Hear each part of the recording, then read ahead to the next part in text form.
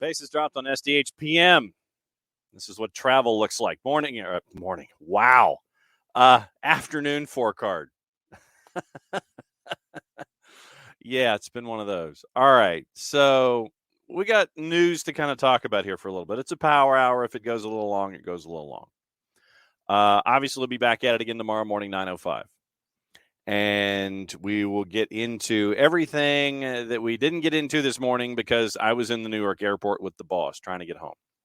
So, all right, here's opening kickoff, brought to us by our friends at Kickoff Coffee, kickoffcoffeeco.com. There's your QR code for those of you watching on Twitch. Don't forget, use the code SoccerDownHere15 to get 15% off of your Kickoff Coffee. They, in turn, take 10% reinvested into youth initiatives and very, very cool things on the youth side of the game. Kickoff Coffee and kickoffcoffeeco.com. Okay. All right. So, all right. So we'll go back to the beginning here. We might have some guests, by the way. All right, so we go to the match, and obviously there's plenty to talk about today. There's plenty to talk about tomorrow. Waited basically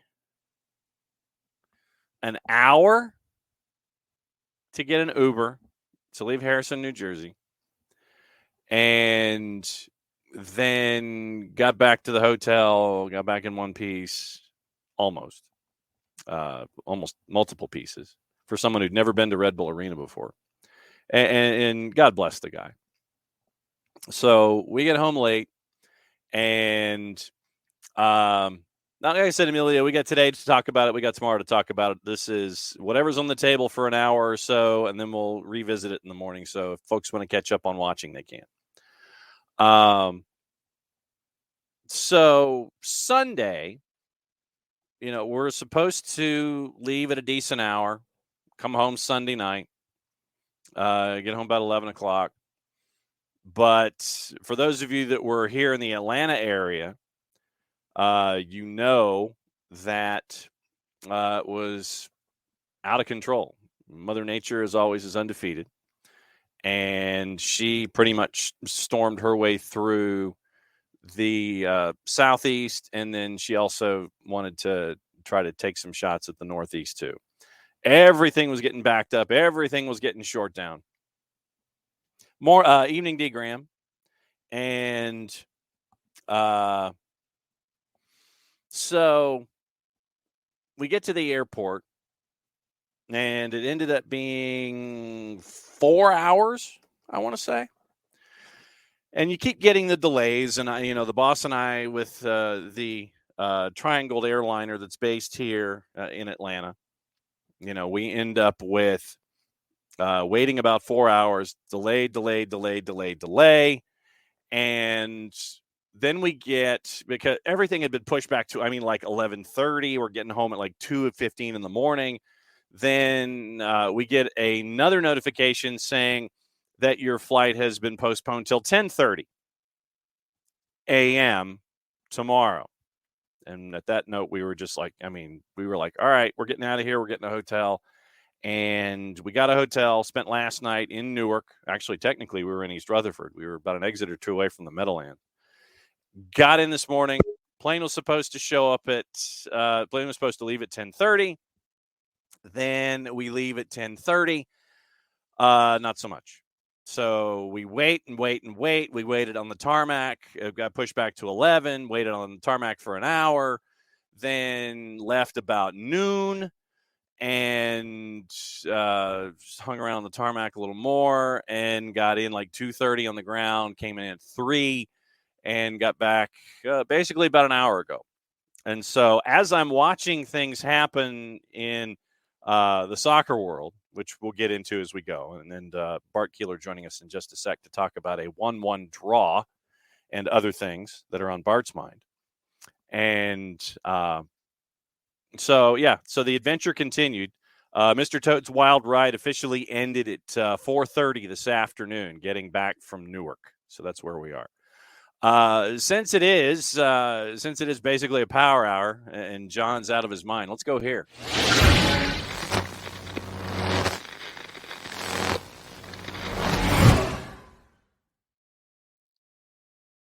And I love the fact that as deep as a bullpen as we have with all the programs that we have here on the network, literally I posted that we were doing a power hour, and Bart decides, hey, link me. And so I linked him, and so now he's here. So like I said, we got the first game to talk about, Bart. We've got Gold Cup that we've kind of been watching. Great day for Jay Fortune and a fantastic golazo. We've got Haiti and Qatar, where Haiti scored at like 90+6. What is on your mind here in SDH PM? I guess we can start. Let's start with philosophy and ritual here. What's the mug or the cup or what is being consumed and how? Well, this morning it was the Good Morning Baltimore mug. Right now it's just a stainless steel company issued reusable mug. Yes, and by the way, tip of the hat to an individual close to your heart for the Taylor Swift performance, by the way, that I watched. Hey, we raised a lot of money for the Ovarian Cancer Society of Georgia, which was the winning charity, which is ultimately all that matters in the grand scheme of life, is doing good for other people. So, well done by you. Fantastically done for everybody that pitched in and helped out there.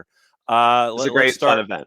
Really fun. Yeah, let's start with the MNT, and you going into this tournament basically kind of in the game that we play, red light, yellow light, green light. You're kind of like, whoa, y'all. I mean, it just kind of chill. And I guess what were your takeaways after Brandon Bravinden Vasquez scores? Yeah. Well, I know, John, I think you're right to kind of, at least my thought is this Gold Cup deserves some.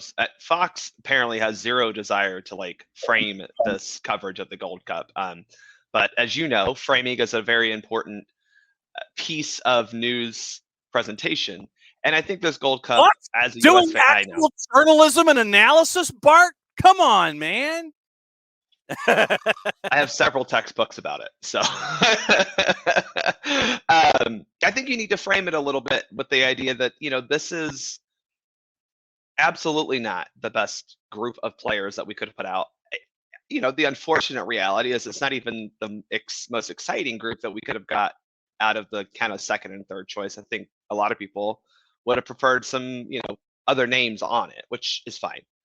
So you have to look at it from that standpoint. Mm-hmm. That said, on the flip side, everyone was praising Jamaica. I think we talked about it. Everyone's like, oh, Jamaica's the favorite. You get a draw against a favorite. And against in your Blake. Yeah, I mean, he had his normal Andre Blake. I'm going to save everything that's, within 8 feet of me. And I think overall the result was good. I think the individual performances were not good. I think that's fair to say. There were a lot of bad individual performances. I think the worst part is there were bad individual performances from guys who are supposed to be leaders and set the standard for the team, right? Like if we're talking about like, oh, they're the guy that you need to eclipse to make it into the true group consideration, if you will. They had bad games. Jordan Morris, terrible game. DeAndre Yedlin was probably the worst player that's played in the Gold Cup so far. Like he was so bad. I'm sorry, he was really bad. And we made the point around DeAndre Yedlin coming into the selection into this tournament. And that's kind of where it's like, okay, I understand why they're here in the sense of they've been there, done that. They've got multiple Gold Cup trophies under their belt, at least CONCACAF trophies under their belt. So if they're just here, that's fine. But can we get DeJuan Jones maybe on the right side? Is it Ryan Reynolds that we can bring to start next game? I think that the issue I have is we're not really going to learn a lot about those guys against St. Kitts and Nevis. But unfortunately, we learned that DeAndre and Jordan may not be up to it anymore now. And Jordan also dealing with a knock that information came out today too. Yeah, I don't know if that has to do with him not being able to trap a ball or anything like that, because that was kind of the issue. Is like it looked like, and these guys are in mid-season form, so there shouldn't be an excuse. But I thought the team overall, John, I thought it was a fairly decent team performance. Honestly, I didn't think it was terrible. Again, you have second and third choice players, so if you expect a full throttle performance, I don't know why you would. All right, so as we always do, we go to the numbers that are posted by our friends at Soccer America. Arlo Moore Bloom is responsible this go round for the numbers that came in. Low scoring in the 13th, Brandon Vasquez in the 88th, in front of a crowd of. They needed to like either add one or subtract one from this number of folks that were at the spaceship. It's 36,666 was the number that they gave for attendance, and it seemed like it was that way.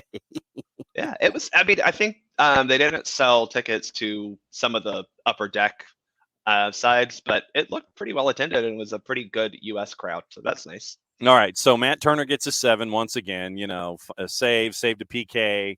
I think he should have been higher, but that's because I think he was the only player who really had a game that was like, oh yeah, he's good. Defenders. You mentioned Yedlin. Yedlin punched a 4 according to Arlo. Aaron Long had a 4. Miazga had a 5. Matt Miazga had a 5. John Tolkien had a 6.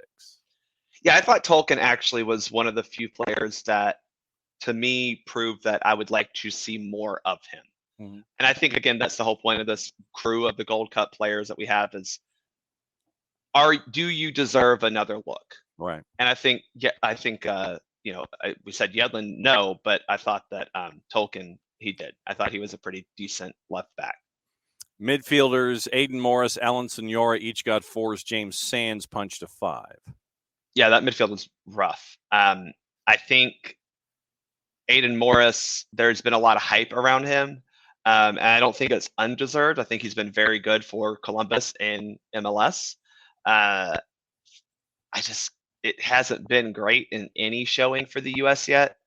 And that's a little disappointing. Same with Senora, where we kind of thought he would be a more silky, smooth possession guy. He's not a quick tempo player, right? But he is still a guy who can get on the ball, dribble, and make things happen. We haven't seen that. I thought Sands was just, a 5 he was okay. He was fine. Yeah. Zendejas punched a 5 up top. Jesus Ferreira got a 7. Jordan Morris got the 4. Yeah, I actually thought Ferreira had a very good game. I really did. I think I just go back to the Jesus Ferreira conundrum. I think he's a very good soccer player. I don't think he's a very good striker at the international level. Right. But he was very good. I thought he was one of the few attackers who actually made attacks happen. I thought Zendejas was fine. I think he's going to struggle in these tournaments where he's trying to find smart passes, and he's playing with the forward who's not making those runs because that's just not what he does. Playing with a attacking midfielder-ish type thing that's just not. Senora and Morris weren't really helping him there. It was rough. I think he was fine, but he didn't really have any room to show off. And then getting into the subs, I know that a lot was made about bringing in Jalen Neal, the 19-year-old who replaced Aaron Long. Jalen Neal got a 7. Mihailovic got a 6. Christian Roldan, the victim of Blakeness or Blakitude or whatever you want to call it. Yeah. He could have got his first goal for the men's national team, and Andre. So thank you, Andre Blake. Got it at Andre Blake. Cade Cal got a 6, and Bravendon got a 7. 6 players played their first official match for the USMNT. Tolkien, Senora, Aiden Morris, Cade Cal, Jalen Neal, and Bravendon Vasquez. Yeah. And I think, again, that's also the important thing here, right? Because I thought I put a lot of blame on Aaron Long for the goal that they scored. watched it back. It's very clearly Matt Miazga's fault for not holding the offside line, but Aaron Long still didn't track his runner. And I think that also was a miscommunication. It seemed like, okay, we're holding the line, which is fine, but then also like we didn't go with the guys after the kick was taken. He just stayed there. And Miazga wasn't the only player who did that. So, I don't know where that breakdown in communication came from, but I would expect Aaron Long, being the senior guy on the team, he would have had something to do with that. But I thought Jalen Neal was very good. He was very good on the ball. Obviously, I think he and Miazga in the back were enabled us to be a little bit better in building attacks, and that was good. I thought Jalen Neal had a very good official competition debut. Good for him. I know his mom's happy. Yes, 3 matches on Sunday. I'll take. We can play cliffhanger if you want. You can stop me after each one, or we can take them all 3 in toto here. Trinidad and Tobago 3-0 winners over St. Kitts and Nevis. Fantastic to see Jay Fortune not only smash a golazo, but get the international post-game interview. I am so happy for Jay, just because I think he's earned the starting time that he's got for Atlanta United and just playing time in general, and he gets rewarded with a goal. I mean, look, St. Kitts and Nevis is not a great team. Neither is Trinidad. So Trinidad showing that they belong by beating them is great, and Jay comes on as a sub and gets a goal. That's fantastic. Love that for the kid. Absolutely. Love that for us as well. Let's be real honest. Happy for the Atlanta crew as well. Yeah, we've had a good academy weekend, John. You ain't kidding, brother. We had a really damn good academy weekend. Yep. It was great early in the morning in Frisco, Texas, to see those guys hang on. I don't know how that red was given to where they had to finish with 10, but we could get it in reffing down here. See, this is the thing. With the next match for the MNT on Wednesday night late, then that means traditionally you come on the next day to analyze, but reffing here traditionally comes on Wednesdays. Yeah, we're going to have to play with the schedule a little bit this week because it's tough. So are you going to push reffing down here? And Thursday might be better. All right, so Thursday, just because then we can talk US soccer, US men as well. Thursday at 10, because Nico comes on at 10:30. So perfect. Thursday at 10 will be Love it. When we have reffing down here and discussing things from a Soccer for USPOD perspective. Yes. Match number 2, Haiti scored at 90+6 to beat the host country of the last World Cup competition, who is playing in CONCACAF. Just because it was 2-1 winners for Haiti. Personally, I love that. So continue to beat Qatar. Yeah, I'm pro that. Yeah, because that's the thing. It's like I understand that there was an opponent out there for Haiti, and it's like they were out there. And well, good for Haiti. Haiti is also one of those island nations and programs that show signs of being good. Mm-hmm. Well, and and this goes within the context of everything that has happened to Haiti as a country. Yeah, absolutely. So good for them. I mean, seriously, that's good for them. Glad that they get the win and glad they beat Qatar. I mean, you're looking at things meteorologically and geopolitically for Haiti in the last decade. Yeah, hopefully this gives some sort of happiness to those people down there. I mean, they get to celebrate something. And then the last match of the day at NRG. It was more than friends and family that were there for.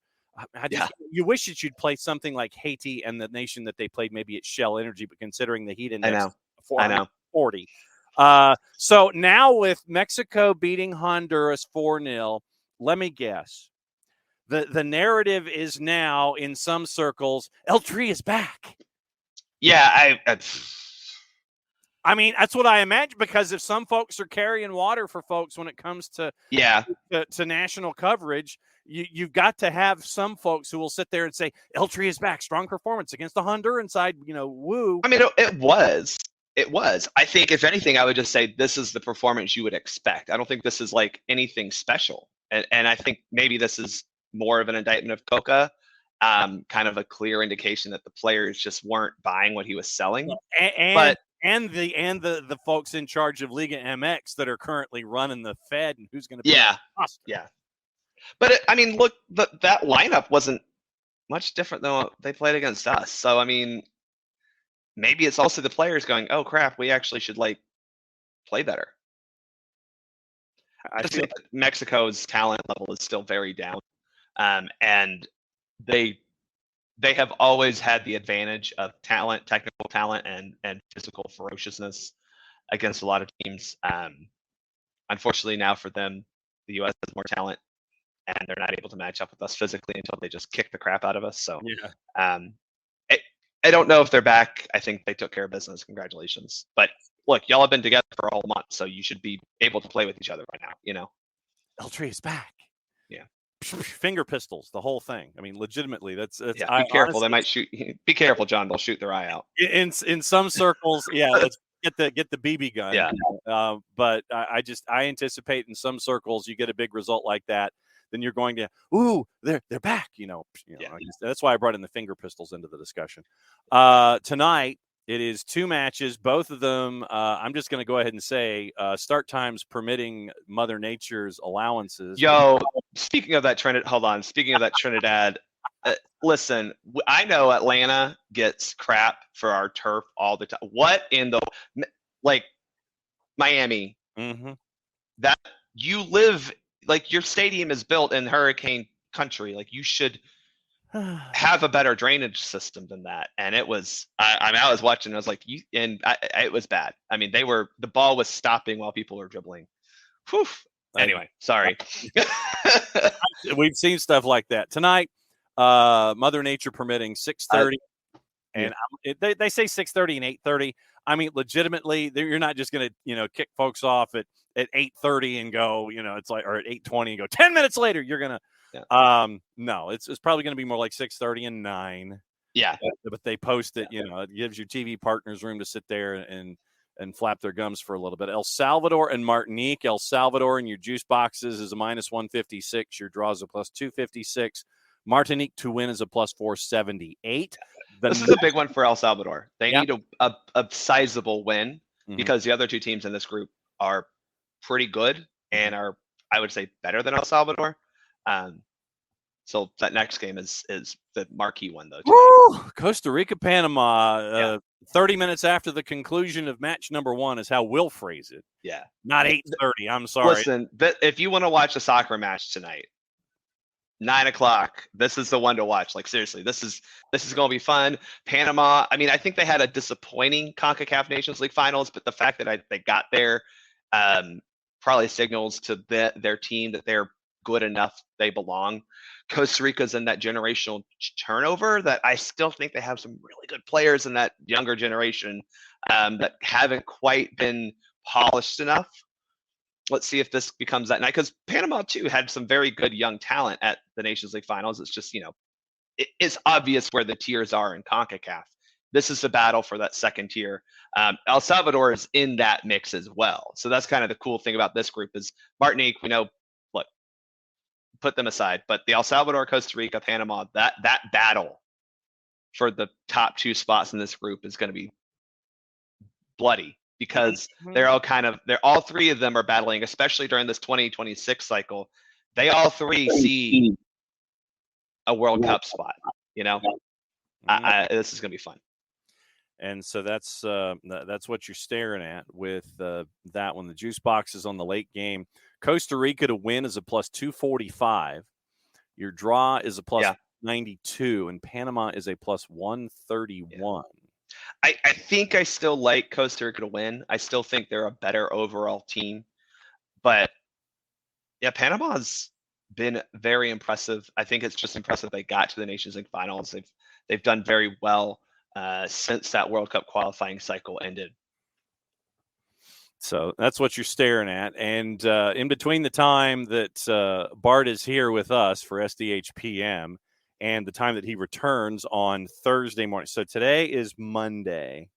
So Tuesday, Wednesday. So it is tomorrow, Canada and Guadeloupe. And we had some news involving Canada. And when Rick Westhead up at TSN is the one who is giving you the news, it's not necessarily somebody or something that you want knocking on your door when it comes to what's going on in the world. One of the best investigative reporters in this hemisphere.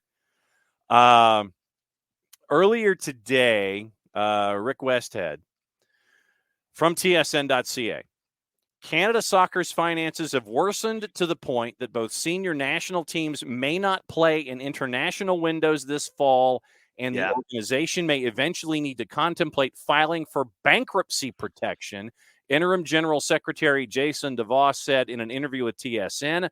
This comes as the women's national team prepares for the World Cup next month. Men's team begins competing in the Gold Cup this week. Quoting DeVos in the interview with Westhead, we're in a real struggle.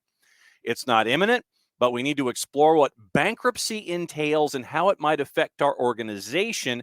We don't have enough revenue coming in for the programs that need to be run, and that includes everything from grassroots coach education and referee development to youth national teams and our senior men's and women's team. Bankruptcy has been discussed, but not in the sense of this is a strategy or this is something that we're looking at. It's been discussed more from my own perspective to learn about it. It's absolutely the last option that I want to consider or even think about, but I would be remiss if I didn't do my due diligence on this. This is I think people heard that bankruptcy term and got really scared. Yeah. It's clear that they're not in a good financial state, John. Mm-hmm. I don't know all the financial workings of how much does it cost to host a match and stuff like that. But it does seem like hosting matches at home would be your best option. And as you just saw with the U.S., like Oman and Uzbekistan aren't, or was it Kyrgyzstan or Uzbekistan? One of the states. One of the Ural Caucasus mountain range of things. Uzbekistan. No, they're not big names, but could you put 25,000 in BMO and sell tickets? I mean, I don't know what the cost is to physically host, but this is a problem. I think Canada Soccer still has a big connection with the CPL, which is probably draining on what they have there. You talked about referee and coaching development. I mean, there's a reason these certifications cost money, but you also need to make them accessible. This is a problem, and if I'm the Canadian women's national team, I want to go win the damn thing out of spite, but also understanding that could save your federation. I know it's not a lot, but it's a lot more prize money than they've ever been able to win, and a third place finish for Canada or higher would be very helpful to their federation right now. But this is what I don't understand, John, because you have Victor Montagnani, the president of CONCACAF. Mm-hmm. What's his nationality? I believe last time I checked, he was part of Running Canada. Yeah, he's Canadian. Mm-hmm. Obviously, Canada gets they get a match at BMO tomorrow night for the Gold Cup. But this is where I do kind of want the Gold Cup to venture to other countries because I don't know why 3 matches in Canada where you're selling. I mean, if you're looking at the tickets in Charlotte that are $100, $95 plus, $8 million in Ticketmaster fees. Mm-hmm. But if you can sell tickets for $70 to $100, right? Because these are double headers, so that's the reason for that. At no, it's not Lansdowne anymore, but Ottawa, TD, mm-hmm. BMO, and Saputo, right? 3 big cities. You don't, and not bad for travel, so you're not moving too far out. Put a quarterfinal in BMO. That's, I mean, what? TD's 20, BMO's 25, Saputo's 21-ish. Yeah. So we're talking 66,000 tickets possibly that you're selling. Yeah. At $70 to $100. That's revenue, and I know most of that probably goes to CONCACAF. But again, have you investigated these avenues? Because obviously you have to say, hey, we'll do it. That's number one. I don't know. I hate to see this because I think you would agree, John, CONCACAF needs Canada to be good. Mm-hmm. MLS sure as hell needs Canada to be good because we've got three franchises up there. The CPL needs Canada to be good on another level entirely. Yeah. And the thing about it too is with Canada and their development, you had 3 clubs, full professional clubs that have been very stable for a long time with academies that are producing talent. Now with the CPL, you're getting a lot of those legacy smaller clubs that we remember from back at the A-League and other USL clubs that are finally able to start looking at grassroots development in their local areas. I mean, Alphonso Davies from Edmonton, the product of the Vancouver Academy, was from Edmonton. They have one. You need this because you're at a launching point. It's not even what 2026. It's what you just did in 2021 and 2022. 2021 winning a gold medal, 2022 qualifying for the World Cup. So the fact that they just clearly didn't have a financial plan past, I don't know, November 2021 is really scary. Westhead continues, even with public funding, the federal government provided the Fed with $5 million in 2022. Canada Soccer burned through more than $4 million last year Canadian. Cash reserves plunged to $2.4 million at the end of 2022, according to Canada Soccer's financial statements, down from $7.1 million a year earlier. In May, Sports Minister ordered an independent audit, which will cover March 2017 to March 23, citing a lack of financial transparency. Still negotiating the new collective bargaining agreement. There have been issues that have been discussed. Nothing's signed yet, which is also, that's also foreboding. Canada Soccer has also been in talks with the Canadian Soccer Business, CSB. You hear those three letters when it comes to media rights up in Canada, and people sit there and create the sponsorship deal. Basically, there's some. Yeah. Sure. The Some Canadian, or Canada's version of SUM, not like Some Canadian, SOME. Canada Soccer has a contract in place through 2037. If CSB decides to extend an initial 10-year deal, CSB pays Canada Soccer an annual fee between $3 and $4 million. For those that don't know how this runs. In exchange, the private company, which is owned and controlled by CPL team owners, receives all revenue from the national team's media rights and sponsorships. The contract has come under criticism during a series of Canadian heritage hearings. I didn't do that. In Ottawa last year. Members of Parliament have repeatedly pressed Canada Soccer for answers about why the organization handed away valuable rights for 20 years at a time, particularly after Canada had agreed in 2017 to join the bid for the 2026 World Cup. I made a point to, in the Twitch pitch, link to the article. This is required reading for the day. It is a long interview that West had with DeVos about what's going on up there. And it's distressing, it's disappointing, and you want Canada Soccer, capital C, capital S, to grow. And when you have something like this staring you in the face, it makes it that much more difficult. Yeah, and again, I think Canada Soccer had to grow up very quickly and didn't quite have a plan for that growth. I think the Alphonso Davies transfer kind of woke everything up there. Obviously, things were happening before that, but that kind of kickstarted this rejuvenation of Canada Soccer.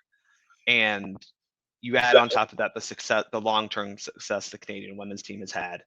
It is concerning that they weren't in a better position to capitalize on, again, a women's gold medal. You couldn't have a celebration tour. Like, you couldn't capitalize truly on your World Cup qualifying campaign. And I know it's only 7 matches, but that's 7 home matches that, as U.S. Soccer has figured out, you can charge a pretty penny for. Yep. And they're playing a lot of those in larger stadiums. You know, they're at least 25 plus. It's concerning. It truly is. To get into the other things that we were discussing about numbers, further down in the piece, as I'm scanning it live as we're talking about it. So this is the first. I knew it existed. This is the first time I've had a chance to dive into it. DeVos said the men's national team had already missed out on the chance to play matches against Korea and Saudi Arabia in September. DeVos was days into his executive position with Canada when he was advised that a match agent had tabled an offer for Canadian men's team to play Korea in England and Saudi Arabia in Austria during the September window. Saudi Arabia was willing to offer Canada Soccer $500,000 to play, which meant the cost of the Fed of playing both games in Europe would have been less than $200,000. Beyond the fact that Canada, and this is the wording of Westhead, had the opportunity to play credible competition, having games in Europe would have had the added benefit of allowing Canada's players with European club teams not to have to travel as far for training camps and games. DeVos told an agent that he couldn't immediately commit because he needed to explore the financial consequences of agreeing to the games. And DeVos had only been on his gig for like a week when this was put in front of him. He said Canada soccer officials believe that if the men's national team plays in its international windows this fall, the Fed would need to ensure the women's team also schedule games in their windows. 2 matches and running a camp in a window can cost between $500,000 and $1 million per team, depending on whether teams need to book charter flights. Concern within Canada Soccer, having both senior national teams playing in their 3 windows this fall may further drain the federation's cash. Which is, I mean, that's the concerning part, right, John? Is like you're talking about them physically not being able to play games. And again, so it's not just that obviously we're paying for them. They're paying to go to the World Cup for the women. But again, what if you do well? You would like to host a match or 2 in that September window. I mean, again, a women's match in BMO or a women's match in Ottawa or any of those locations where, you know, you're talking 20 to 25,000 people to celebrate this women's team that's been very good for the past couple of years. And even if you were to piggyback, say, the Oman-Uzbekistan matchups that are going to be here in the United States. Yeah, you could steal both of them. Say, hey, Uzbekistan, you come down here, or you come up here and play. And you know, we'll do, let's see, we're playing in, we're playing one in Minneapolis, or St. Paul, I should say, and one in St. Louis. So those aren't far from, you know, a Canadian location. Yeah, and it should be an easy flight to Toronto, Montreal from either of those locations. I mean, but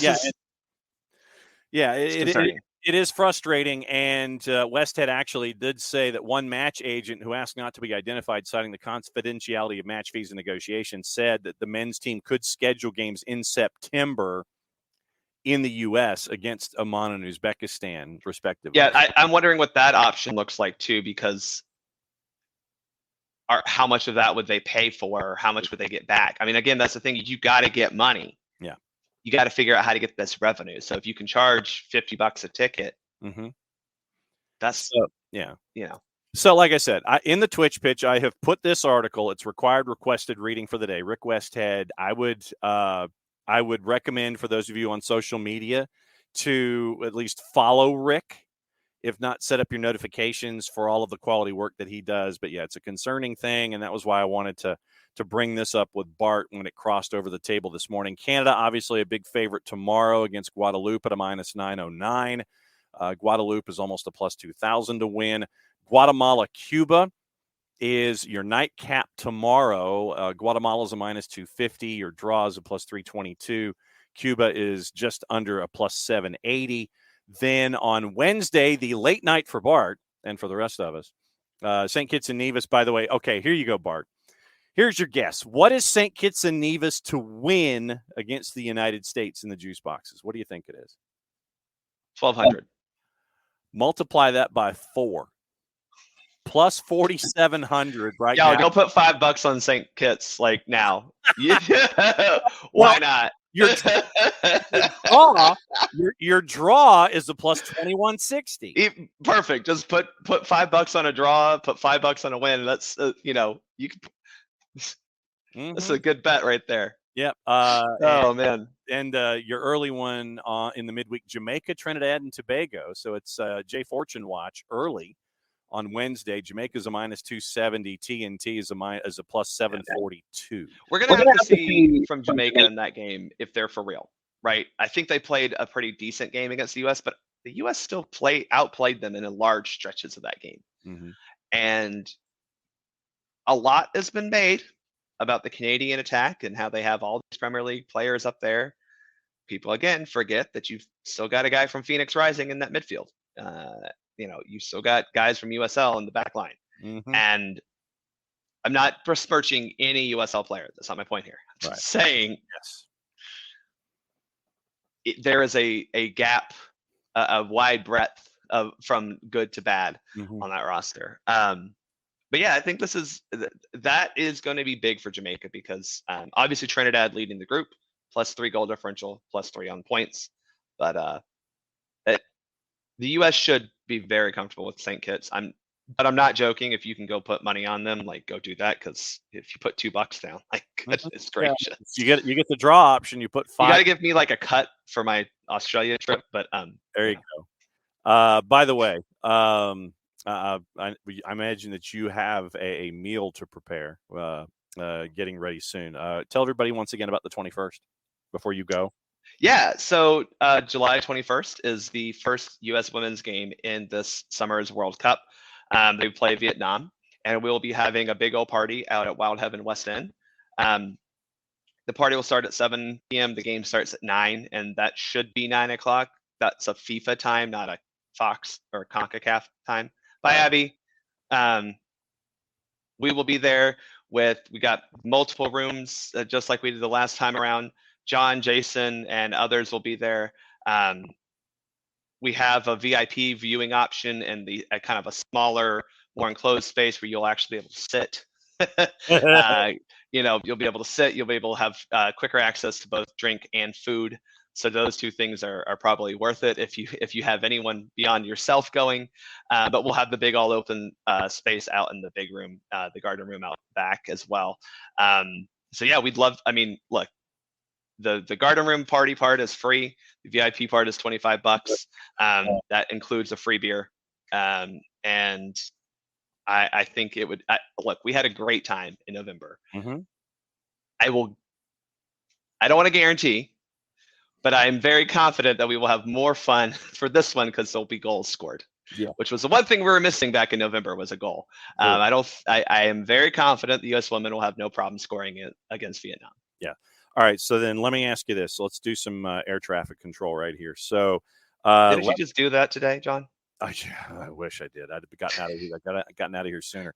Gotten out of Newark a lot sooner otherwise. All right. Let me know if on Thursday, if 10 a.m. works for you to lead into Nico, or if you need to be in the 9 a.m. hour so you don't get into trouble with 10 should work. 10 should work. All right. Well, then what I will do is I will talk to our friends at the USL show and see if they can come on a half hour early. I mean, if you need me to come in the 9 o'clock hour, that's fine too. But 10 should work. Anyway, 9:30 or 10 can work for me. All right. I will double check with our friends with the USL show and check them about 9:30. So yes, Thursday during the Gold Cup is getting pretty stacked, which is always a good thing. So. All right. So, is there anything else that we missed before you go and prepare dinner with the better half and the boss? I want to say, John, and I know you were there to see it in person, but Saturday was very disappointing. No doubt. And we're having a lot of these, not quite disappointing like that necessarily, but I am concerned about this team being able to play as a cohesive unit because we don't see it as consistently enough as we should at this point in time. And we can also talk about international duty being a part and parcel to that. Well, we can, but, John, I'm going to say the word that I know this particular station loves so much, excuses. Excuses only go so far when you look at our payroll. And I think that's where things are not jiving, and there's going to be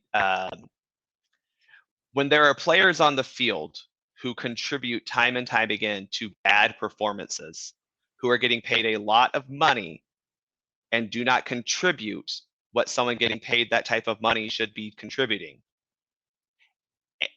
and you picked up the contract of that player already knowing that they were an underperforming, overvalued player, that's where we do need to start having hard conversations about who is making these decisions. Well, and I think Garth Lagerwey has said that this is the beginning of those conversations this season, going into this first window and working its way forward. He mentioned coming in about having to rip the Band-Aid off, and there's going to be moments of uncomfort. But there's still 2 people specifically at this club who have been making personnel decisions for more than 2 years who have made these bad decisions. And that, again, is where I'm saying we need to start having conversations about who, why, and how. Because we have spent a lot of money, no doubt about that. So why is it when one player, when Miles Robinson, that was really the only of note player, I'm sorry, Jay, but of note player that we were missing from the starting lineup, right? Yeah. You should, in theory, have an acceptable center back to back him up, and we do not, even though we spent a lot of money on that guy. Spent a decent amount of money on both of them. So that's my point, John. It's just, I don't want to be too negative about it on here, because it's not, there's a lot to get into, but the concerns have been there for a long time. Mm-hmm. And I know that, we try to see the positives. Well, we try to be pragmatic in our approach. We try to sit there and look at both sides of an issue, right? Journalistically, capital J, try to work our way through it and understand the context that's associated with it. Right. My theory, if I could be a little bit tinfoil hat right now. Please posit. Yes. I think I'm not fully convinced that the person who's in charge of technical decisions at this club is fully to blame for all of this. And I think he has a lot of blame, don't get me wrong. I think the problem that we have discovered as Garth has come in and he is taking a look at these contracts. Let's be honest, like Garth is not making player personnel decisions. No, Garth is financial side. This is why that's the point. This is my point. I think the person whose job it was to help put some parameters around financials before Garth wasn't as involved or didn't see the need to put some smarter parameters around the spending. I think that Darren was great at building the culture and the atmosphere and all the other things that didn't involve actually playing soccer. I'd give him a ton of credit. He loved the ambitious, let's go spend money on players. The problem is, I think that got us into trouble with a lot of these, as I think Garth calls them, inefficient contracts. I'm not even talking designated players. Right. I'm not talking, because look, you're going to take a risk on a DP. Sometimes it works, sometimes it doesn't. We're talking those guys in that TAM level, right? That's where in this league, you have to get those right, because those are the guys who make your designated players better. Because your DPs, not everyone can be Hani Mukhtar and do everything by themselves. Almada's a brilliant player. We know he's not truly a goal scorer. He's a creator. Well, creation doesn't matter if you don't have anyone to give that to. And that's why you brought in Yakamakis. Right. So we bring in Gigi. That's great. But we still have other holes around Almada where he is either A, having to do too many things, or B, doesn't have enough people to play off of. But that's just one example. My point is, I'm very concerned about the just wild inconsistencies of this team. Very concerned, and it wasn't quite the same on Saturday because this is what Red Bulls does. But also this narrative that this is just your typical Atlanta Red Bulls match. No, it's not. We lost 4-0 to a very bad Red Bulls team. All right. So we can get into it, John. I'm just saying this is a bad Red Bulls team. Don't bring to me with this stuff about Chris Armas and Jesse Marsh. This is a bad Red Bulls team. No. I am what I will posit quickly, because I know that we'll talk about it tomorrow as well on the morning. Yeah, you will.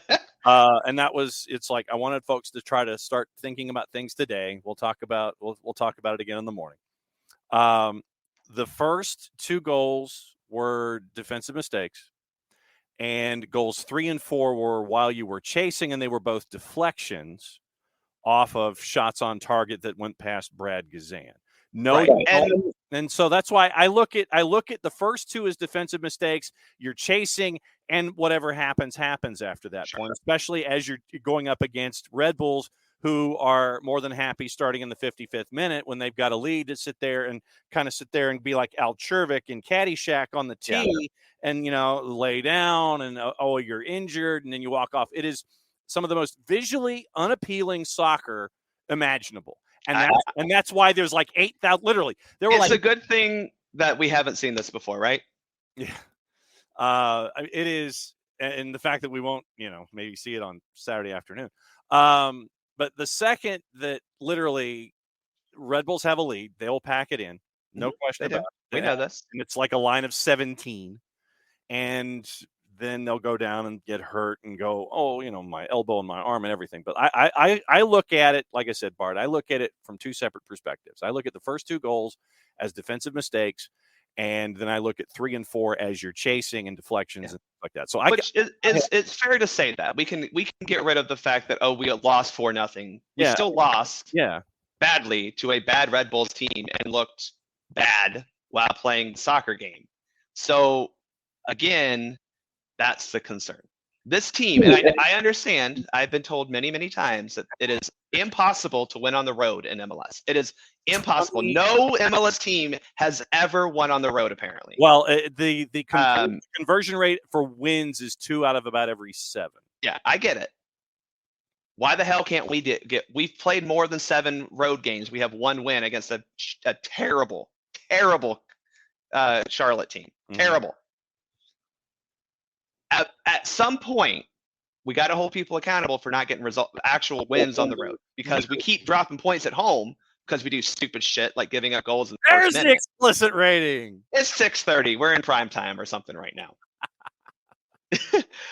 And that's just my frustration, John, is because I keep hearing Jason and Jarrett, and I understand completely where they're coming from. Is you can't give up the first goal because of game state, and I'm like, yeah, and we still keep giving up the first goal. No. So at some point, you have to hold people. You can't just reason it away as like, well, you gave up the first goal. Yeah, stop doing the thing that you keep doing. Stop trying to approach the game maybe in the same way, because we keep having this issue with lack of intensity, urgency. We keep hearing these phrases when we give up these easy goals early in the game, but there's been no change. And so that's, again, what I'm just saying, that those are concerning. The inconsistencies within a match, the ability to look like world beaters from minute 75 to 90, but incapable of doing anything between minute 45 and 75, or incapable of scoring a goal between minutes 1 and 15. So these are the concerns that I have, because they keep popping. This isn't it happened this game. Because like last year, we had a lot of weird things happen all the time. Mm-hmm. This year, the same weird things keep happening during the same amounts of time. Right. So that's just where I'm looking at it going, okay, what is the problem here?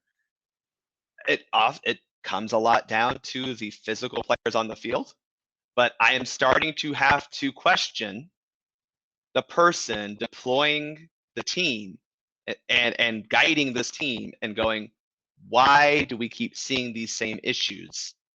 Because you can't just blame players. You can. There are a lot to blame. I think there's a lot of players on this team who have a lot to blame. But when things keep happening consistently, mm-hmm. I don't know. It's just,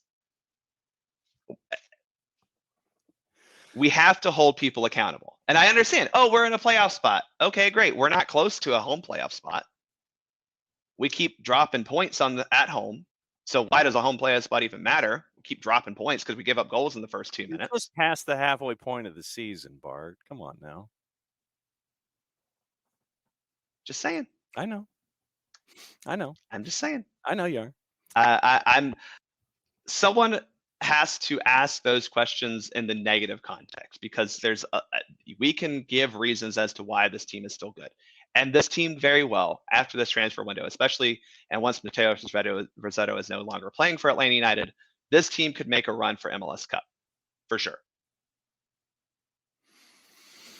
If they get together and play consistently for 90 minutes for the next 17 matches. All right. No, I'm right there with you. I see where you're coming. Like I said, that's I know that you and I approach things in our analysis differently. Like I said, but that's like I said, I look at things a certain way and try to scan 180 degrees and see what's going on. But you're 100% right though. Is that there's my thing is there's not just one issue. Mm-hmm. Issue. If you look 180 degrees, we got a lot of issues every which way you turn. Yeah. But yeah.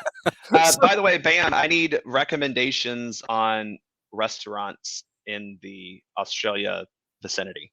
Yes, in the entire vicinity Yeah. of Australia. I guess my request is, so if you come to Atlanta, I would say, oh, you have to go to Fat Mats. Waffle House, Chick-fil-A, like that type of stuff, right? I mean, I have a list of other restaurants, but what's that big national takeout chain in Australia that I have to try? Because all I hear about is Macca's, and that's just McDonald's. So, well, what do they call Burger King? What's the equivalency of Burger King there? I forget what is it? It's a cool name. It's a much cooler name. It's like, Burger King Australia. Hang on just a second. You have to get an HSP. Hungry Jack's. Thank you, Hungry Jack's. Thank you. What is an HSP? What is HSP? Yeah, so we got to figure that out. Oh, Burger King. Yeah, thank you. Yeah, so Nick's, they probably have original steakhouses. They don't call them Outbacks, or they probably call them Kansas Cities or something like that as a way to get back. Halal snack pack. Okay. All right. Doner, kebab, meat, and chips. Okay, so it almost looks like poutine, but with a kebab on top. Yeah. I can. That looks like something I will be ordering at 2 a.m. There you go. So let's see. So what are the dinner plans tonight? Well, actually, I have to go I've been dog sitting for my parents, and they're finally home, so I have to drive back up to Tequila and take the dog home. She's been great. So whatever I pick up on the way home. Okay. All right. So tomorrow night though is what did I plan for tomorrow night? Oh, Italian sausage and peppers. So that's tomorrow night. And it looks like Andy Kennedy has the inside track of being your new head basketball coach. Mm-hmm. Yeah, the boss saw that and she's like, "Oh, okay. That's a choice." You know, if we want to talk about self-destruction, we can do that on another time, John. Yep. All right. Go take the dog back up to the parental units, and we will catch up with you on Thursday morning. All right. Thanks, John. Thanks, everyone. Y'all have a wonderful evening. It's actually really beautiful outside, so go enjoy it. Bart Keeler, everybody. Soccer for USPOD at Bartimus Prime 19. He's going to go and take animals back to where they belong with the parental units. All right. So other stuff today. Bob Bradley is out as head coach at Toronto. There was a thought that he might actually make it, and he has not. So it will be interesting in addition to everything going on in Canada. And I'm glad that we had the national team discussion to the extent that we did with Bart Keeler of what's going to happen with Toronto. And press conference tomorrow morning at 11:30 with Bill Manning, the president of Toronto FC, to determine what's going to be going on there. And that will be interesting. Tab Ramos is also out with Hartford Athletic. They had only won 2 matches this season. They're at the bottom of the East, and that was announced. So it's been a pretty difficult season up there in Hartford, and they'd had some results that were leaning in their directions. They were giving up late leads, and right now 2-10-4 at the bottom of the Eastern Conference. They lost 3 in a row, 2 points in their last 5 matches, but they are 3 points from the bottom, 6 points from the playoffs right now in the Eastern Conference. So, if you are a head coach and you're having a bit of a rough time, then you look at Hartford, you look at Toronto, and obviously we'll look at more about Toronto in the morning. Balogun to Everton rumors for Tom. I'm thrilled with that, unlikely as it might actually be. I think they would have to actually perhaps, well, it wouldn't be too bad financially. They might be able to afford that one. Nick's issue is then if you are in fact the issue here, only match you travel to is the one that they won, then you need to, yes, you will allow Atlanta United to fly you first class to matches if need be, of course. Yes, absolutely. No, Uncle, I mean, you mentioned the second half of the schedule. You've got to take advantage. You can't continue to dig yourself holes. You can't continue to have to play the cardiac kids and bring in Nick Firmino off the bench and chase after equalizers late. You've got to find ways to get on the board. I know this is gonna sound like very formulaic, but I can't give up the first goal. We talked about it with Bart when he was on, and you got to look at, the biggest thing is, and to the point that Bart was making, once again, if you don't have, and this is recent, this is more recency from my perspective. If you don't have, and it's a combination of things. Not having Miles plus schedule compression means that you have folks who are still trying to learn each other and how they will react in certain situations, and you're having to do it first time out in game state with Abram, Noah Cobb, having to pair up with Juanjo Porata and trying to get adjusted and figure out, okay, well, if A goes here, then B does this.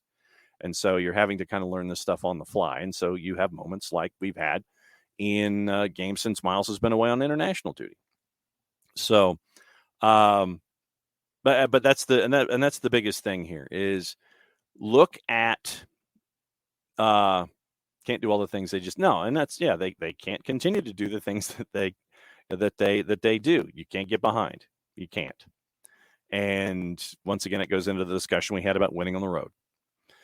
And so, I mean, you end up being completely and totally frustrated because there are points left on the table.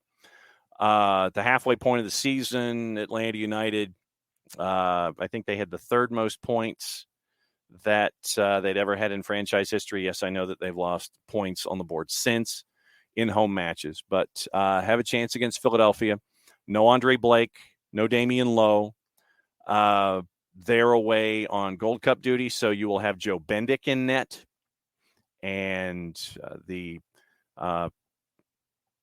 issues with the 4-4-2 and trying to tackle that. So that's Tom's posting his and that's the thing, D. Graham, to your point, wanting to see Abram and Cobb. If you're losing Miles, which once again we don't know, considering the contract negotiations are still going on, get Cobb ready. And we're seeing Noah, and you go back to, honestly, you go back to the AmFam Cup and being in these situations where Noah's being put out there for the second half. Luke Brennan was being put out there for the second half and not flinching against Liga MX competition. Leagues Cup, it'd be interesting to see.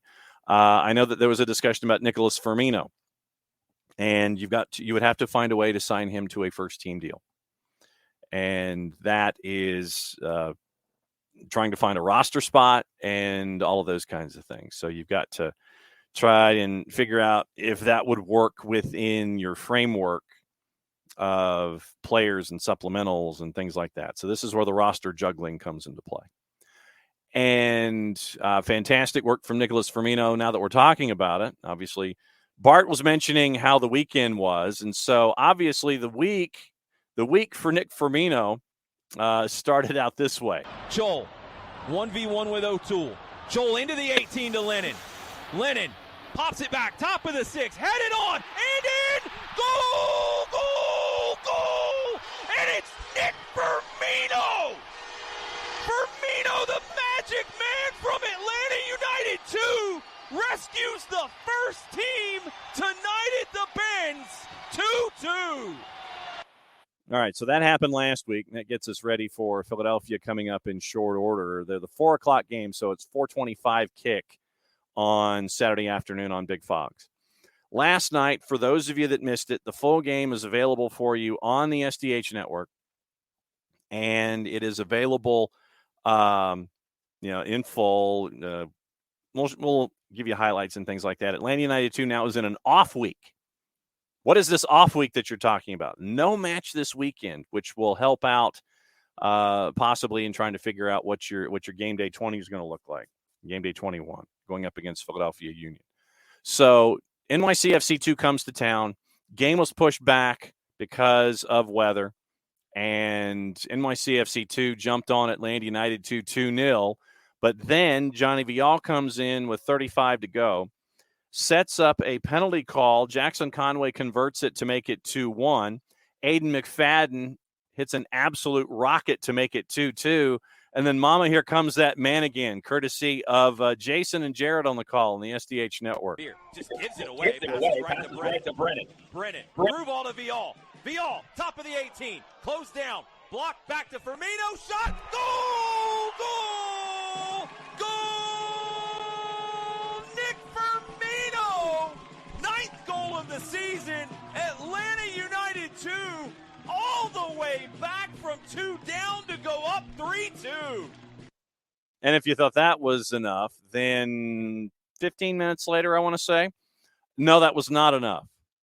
It goes from 3-2 to 4-2, and here's how it happened. Mama, here comes that man again, Nick Firmino. Hernandez. Top of the 6. Headed away. Vial runs it down 30 yards from goal. Cuts it back to Firmino. Firmino into the 18. Firmino! Goal, goal, goal! Atlanta United 2.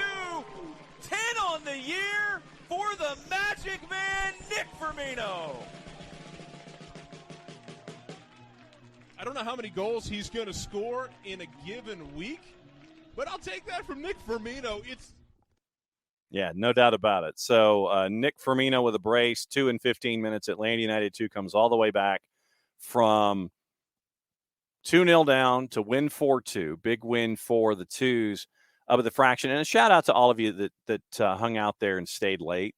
I know that at times it's a hell of a drive to go from one end of the world to the other and go and stay through weather and all these kinds of things. But it was a busy night in MLS Next Pro last night, or on Sunday night. Yeah, it was last night. And so big win for Atlanta United 2 at home. That's their only home stand. That's their only win in this stretch of match, only home match in this stretch of matches. I think 6 of 7 on the road. This was the only home match. They're gone for another couple of weeks. In 2 weeks, they've got a match against Crown Legacy up at Matthews. And that's going to be a big one in the Eastern Conference. Crown Legacy right now at 35 points. They are really put the pedal down. 10 wins in their first 15. In the Central Division, where Atlanta United 2 is, right now, Orlando City B is ahead of them. They both have 24 points. But OCB has played 2 matches less, so their points per match average is about 0.2 of a point higher. OCB is 7-5, 2-1 in 14 matches. Atlanta United 2, 6-5, 5-1. That fourth column is the shootout wins category. And so Atlanta United 2 at 24 points, third in the Central Division, 5 points clear of Chicago Fire 2, and 6 points clear of Huntsville City with our friend Jack Collison, who is 3-2 right now as they had to play their first 7 on the road. So, Steve Cook, he had to serve his yellow card accumulation suspension last night. And so big win for the Twos. Great to see some of the academy guys winning titles like they did out in Frisco, Texas early on Saturday morning. Yeah, I think that is a Jason question, but yeah, Nick, Nick's, I do believe that the Magic Man just comes from the skills with a Z. Yes, absolutely. So skills with a Z, and Nick Firmino had brace in 15 minutes last night. Johnny Vial had 2 assists in his 35 minutes of play too. So great to see Johnny Vial back and healthy. Big win for the Twos last night. Big come from behind win for the Twos last night. And there you go. So let me go back really quickly and see if there's any other topics. Tom. MLS on Apple TV, according to Twitter, is about to cross a major benchmark in quotations as MLS sources confirm the league is nearing Apple's required subscription threshold that kickstarts an agreement for the company to share subscription revenue with Major League Soccer. Yeah, I think that guy that signed in Miami is part and parcel to that. So the bump is there. But Nick's, to your question, don't know if Beebs likes soccer, but yeah, Jason Nix. But yeah, Nix, give Ryan Reynolds a call, even though he is investing in Alpine in Formula One. So don't know how much of his capital is going toward that. We'll have to keep an eye on that. But yeah, wanted to come in and do this today just to get back in line with everybody. Yes, Amelia, you did tell me New Jersey is not commuter friendly, and so it was. Yes, it was mind-numbing. It absolutely was mind-numbing. And Abby saw your picture last night at the Twos. And, yeah, it would have been quicker to walk at this time, 4-card. But, yeah. But, I don't know. I like I said, I always thought that Nick was just with skills from Jason. So, we'll talk about it all again tomorrow in Spread the Word. We'll be back at it again, 9:05 normal. We'll talk about Atlanta United. We'll talk about the twos. We'll talk about MLS. We'll talk about the firing of Bob Bradley. Evening shooter. Man, I say morning. It's just a habit. Evening, guys. So go enjoy your dinner. We'll be back at it again at 9:05. Bart has said he'll be back on Thursday. Thursday is going to be pretty stacked. Our buddies at the USL show will be there. Bart will be there. Nico Moreno will be there at 10:30. So there you go. That's a show. Thanks for hanging out. And we'll do it again tomorrow morning, 9:05, and we'll have fun, as we always do. Thanks for being a part of it, as you guys always are. Since it's the end of the show, that means I get to do this. We'll be back at it again almost 14 hours and 14 and a half hours. See you then.